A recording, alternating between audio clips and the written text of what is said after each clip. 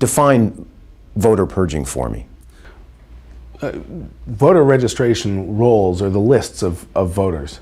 And a voter purge is when officials go in and kick some names off the list. Now, sometimes that's appropriate if somebody's died or moved away, but far too often it's done by mistake or it's subject to manipulation. What's wrong with the process?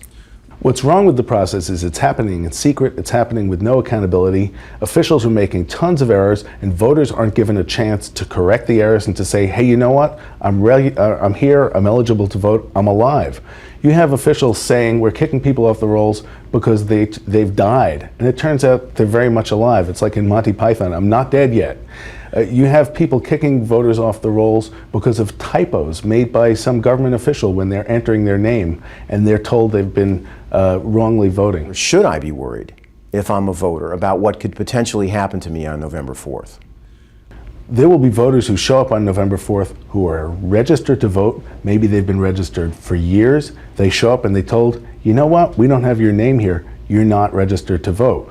Florida was decided in 2000 by 537 votes, but we know that thousands of people were wrongly kicked off the voter rolls that year.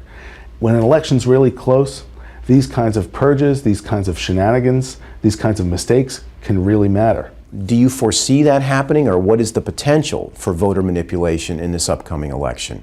There's a tremendous potential for voter manipulation because the stakes are so high, the polls are so close, and there's millions of new voters who are coming into the system. So you can have people trying to kick people off the rolls who really are eligible to vote. You can have all kinds of rules put up that prevent people from voting. It's going to be a high stakes battle all the way up to Election Day. What are the solutions here?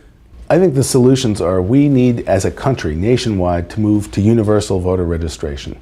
When you register once, you stay registered. The government keeps the list. You can prevent fraud. You can prevent people who aren't eligible from voting.